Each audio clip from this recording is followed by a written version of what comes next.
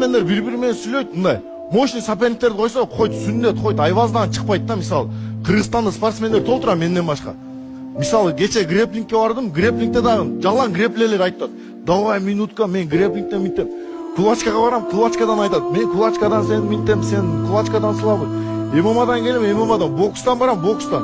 Буларга окшоп жылына бир жолу урушуп алып, отурбайм да, менчи бардык жерге барам. Колдон келишинче аракет кылам. И могул жерде сүйлөп аткандар азыр айбаз сүндөт сүйлөп атат. Россияга чыгып көрсүн. Кече күн көрдүк. Россияда жанагындай Батырбол сыяктуу турнир болду. Эч ким учуп албады. Шопкал келип шапалак менен чабып кетти, минтип кетти. Россияга башка мамлекетке чыгып турушунда газап айтасың, лично мага окшоп. Любой менен депчи, айта албайт. Жалгыз келем мен Кыргызстанга, мисалы, Тажикстандан 300 спортсмен, Өзбекстандан 300 спортсмен, калган Казакстандан мен жалгызмын. Любой адам. Мен Казакстанга барсын эле спортсмендерчи, мен кой союп сыйлап калдым. Бул жерде сүйлөп тур сен. Сага сөз берлек. Ошол себептен башка жака чыгып урушуп көргүлө.